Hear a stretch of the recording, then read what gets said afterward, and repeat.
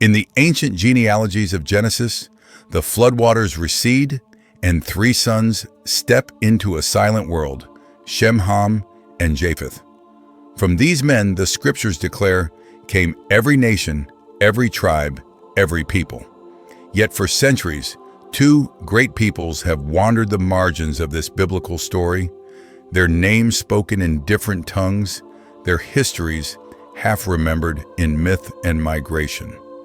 One rooted in the vast plains of the Indian subcontinent, the other drifting like dust across empires, the Gypsies or Roma.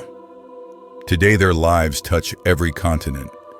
Indians number in the billions, their presence shaping civilizations. Gypsies, though fewer, are scattered across Europe, the Americas, and the Middle East, often unseen, often misunderstood. But what if both carry an ancient inheritance, not just of culture or language, but of bloodlines tied directly to Noah's sons? The sacred texts of India speak of early conflicts between dark-skinned natives and pale-skinned invaders. Genetic studies affirm deep divisions and ancient intermixing. The Romani tongue, long unwritten, echoes the sounds of northern India. And DNA, the silent witness, points to the same region, Punjab. Together, these clues form a trail winding backward beyond empires, beyond language to Genesis 10, the Table of Nations. This is not just a story of origin. It is a revelation of who we are and where we come from, a journey through time, scripture, and science, revealing the hidden paths walked by those descended from Ham and Japheth. If you've ever wondered where you come from or why certain peoples seem forgotten by history, yet preserved in spirit, stay with me. Because what we uncover next may reframe how you see ancestry, prophecy, and divine design itself. Let us begin where the story itself began, with Noah and the sons who would become nations. From the sons of Noah to the seeds of nations. When the floodwaters subsided and Noah stepped out upon the renewed earth, three sons stood beside him, Shem, Ham, and Japheth. Their names are etched into the sacred tapestry of Genesis 10, known as the Table of Nations. From these men, Scripture teaches, sprang the families, tongues, and territories of all the peoples who would fill the world. This ancient record is not merely a genealogy, it is a divine blueprint of dispersion, migration, and the mysterious unfolding of God's purpose through nations and bloodlines. According to the biblical account, Shem became the father of many Semitic peoples, including the Hebrews and Assyrians. Japheth was associated with the coastlands and distant isles, giving rise to Indo-European tribes, the progenitors of what would become the Greek Scythians, and later European lineages. Ham, the youngest, was linked to regions of Africa and parts of southern Asia, including Kush, Mizraim, Egypt, Put, and Canaan. These broad strokes of scripture painted a sacred geography, one that theologians, historians, and anthropologists continue to explore. But as centuries passed and empires rose and fell, many lineages became buried beneath layers of conquest, language shifts, and ethnic blending. The names of Ham and Japheth were no longer invoked when speaking of the peoples of India or the wandering Roma. And yet, when one traces the footprints backward through oral tradition, genetic evidence, and ancient texts, a familiar pattern begins to reemerge. The descendants of Ham, marked by darker skin tones, and the children of Japheth, often fairer in appearance, appear not just in the West or Near East, but deep within the Indian subcontinent and across the caravan routes of Central Asia. Genesis 10 is not just about origin, it is about divine intent. The scattering of peoples was not random, but rooted in God's design for the earth to be filled with the knowledge of His glory. To understand the mystery of the Indians and the Gypsies, We must begin with the soil from which nations were first born. One flood, one family, and three sons whose lineages still echo in the faces of today. And within the land of India, vast and ancient, that echo takes on form through language, through skin, through sacred memory, beckoning us to listen deeper to the story that lies hidden beneath the surface. India's hidden biblical lineage. In the heart of the Indian subcontinent, beneath its vibrant cultures and countless dialects, lies an ancient tension, one not only of language and region, but of ancestry itself. The question of origin in India has long been clouded by myth invasion and tradition. But when viewed through the lens of scripture and early historical texts, a clearer pattern begins to emerge. The sacred Vedic writings of ancient India, believed to predate many written traditions of the East, speak of early confrontations between two groups, the Dasa described as dark-skinned natives of the land, and the Arya, a lighter-skinned, nomadic people who arrived from the north. These accounts, though wrapped in mythological language, mirror a historical reality that scholars have gradually confirmed. A people indigenous to the south, with deeper skin tones and distinct cultural identity, once dominated the land until they were confronted and gradually overtaken by waves of Indo-Aryan tribes from Central Asia.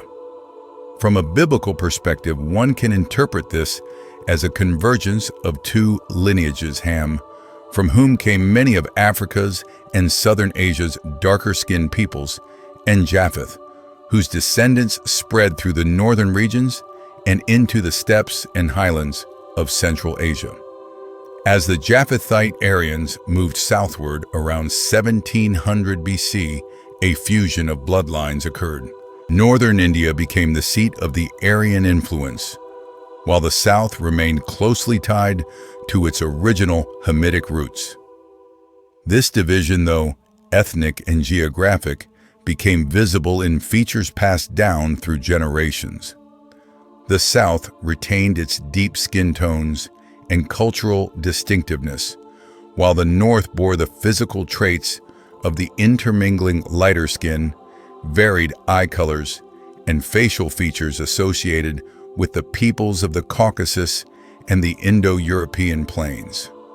Even today, one can see a living map of this genetic and spiritual history reflected in the diversity of India's people.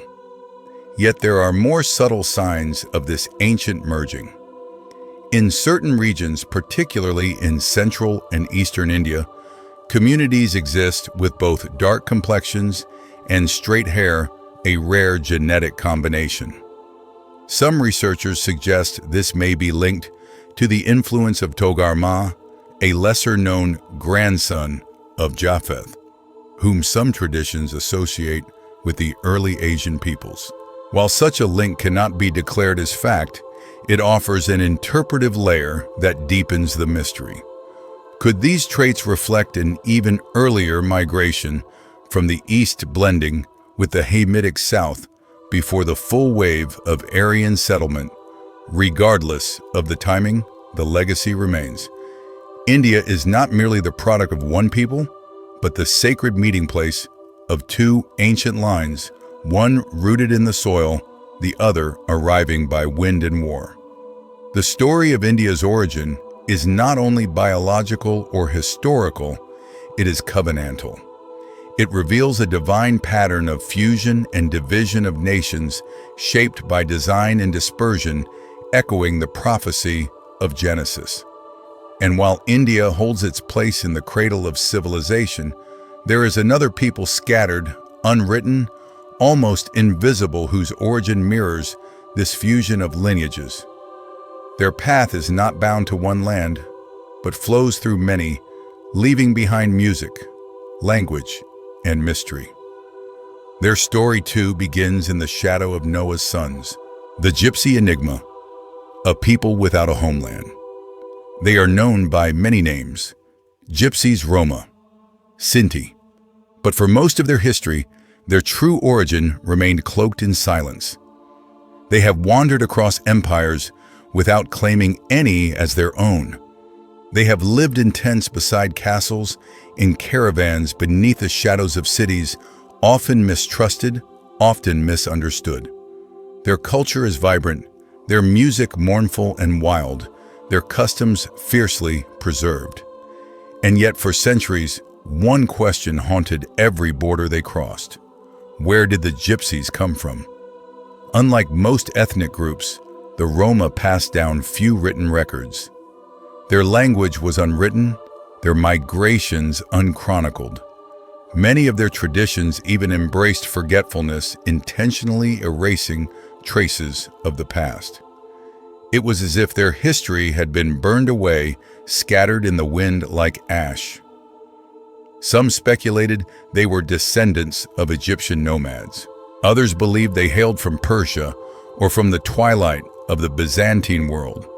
Theories abounded: Morocco, Romania, Albania, the Ottoman Empire. But all remained cloaked in uncertainty. It wasn't until the 18th century that light began to pierce this veil of mystery. European scholars studying the Romani language discovered startling similarities with Sanskrit and Hindi languages of the Indian subcontinent. The structure, vocabulary, and cadence of Romani revealed its roots in northern India.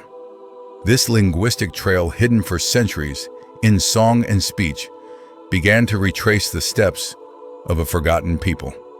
The Roma, it seemed, were not born in the West, but had journeyed from the East, from the very lands once shaped by the mingling of Hamite and Japhethite blood. But language alone could not answer everything. Why did they leave? When did they go? What pushed them from their ancestral homeland? The answers would not come until modern science turned its gaze upon them. Yet even before the arrival of DNA testing, the pattern was already forming. Romani language tied to India, cultural clues pointing to ancient customs from the subcontinent and physical features that bore traces of the mixed heritage seen throughout northern India. A people without written records, without a homeland, had somehow carried their origin in their bodies, in their voices, in the rhythm of their speech. They did not forget. They became the memory. And what science would soon uncover would only deepen the revelation, confirming not only where they began, but why their journey matters within the sacred map of nations. A map written not in borders, but in bloodlines. A map that flows, like the Roma themselves, through the story of Genesis. Science confirms what tradition only hinted. For generations, the mystery of the Gypsy origin rested on scattered echoes, songs, customs, dialects, but no single thread could bind their story to a definitive past. Then, in the early 21st century, science placed its hand upon the scroll of forgotten ancestry. In 2012, a landmark genetic study was conducted analyzing the DNA of 152 individuals across 13 Romani groups in Europe. What it revealed was not speculation, but confirmation. The Roma people traced their genetic lineage directly to northern India, more specifically to the Punjab region near the present-day border with Pakistan. This scientific testimony aligned with what linguistic scholars had long proposed, that the Romani people had once lived in the heart of the Indian subcontinent before dispersing westward. Yet while language whispered this truth through centuries of exile, DNA shouted it plainly. The Roma carried within them the genetic imprint of Indian ancestry, bearing markers consistent with populations in northern India. The evidence was clear: they were not children of Europe, nor offspring of nomadic Persians. They were Indians by blood, cast adrift by time and turmoil. But why did they leave? What could uproot an entire people from their homeland severing their ties to land, language, and lineage. Historical accounts speak of the brutal invasions led by Sultan Mahmud of Ghazni in the 11th century, a campaign that ravaged the northwestern regions of India. Many communities were displaced, enslaved, or scattered. It is within this chaos that scholars believe the ancestors of the Roma fled their homeland. Their journey took them across Persia, through Armenia, into the Levant, and finally into Europe. Each region left its mark on their customs, their language, and their memory. Yet the core of their identity remained unmistakably Indian. Even as the Roma absorbed cultural influences from Arab, Persian, Turkish, and European societies, the essence of who they were endured. Romani still reflects its Indo-Aryan roots. Their music retains scales and rhythms that mirror Indian folk traditions. Even their physical appearance, dark hair, olive to brown skin, and expressive eyes bears witness to their heritage. And within that heritage lies something even more ancient. For if the people of northern India are descended in part from Japheth, son of Noah, through the Indo-European Aryan migrations, then the Roma too carry this lineage. But their journey westward placed them in close contact with other groups, some of Hamite descent, blending traditions and bloodlines. Many Roma today possess a spectrum of skin tones, suggesting a dual ancestry, Japheth and Ham interwoven. They are in a sense living symbols of the ancient dispersion. Scattered like seed from a single tree, they remind us that the story of nations is not just one of geography, but of divine orchestration. The DNA they carry is not merely scientific data, it is scriptural evidence etched in flesh bearing witness to the sons of Noah and the design of a sovereign creator. And yet, even with the map now visible, a greater mystery remains: how two peoples, Indians and Gypsies, could share such deep ancestral ties while walking vastly different paths. One built cities, the other carried fire in their footsteps. One remembered, the other forgot. But both in their own way are part of a single covenant of origin, written not only in Genesis, but in every face that bears the memory of where it all began. A tale of two brothers, Japheth and Ham reunited. The deeper we journey into the stories of India and the Roma, the clearer the reflection becomes. Though separated by geography, culture, and history, both peoples carry within them the memory of two ancient brothers, Japheth and Ham, sons of Noah. Their bloodlines, though distinct, do not remain isolated. They intertwine sometimes by conquest, sometimes by migration, but always under the mysterious orchestration of divine providence. India, as we've seen, is not a single lineage, but a living canvas of ancestral fusion.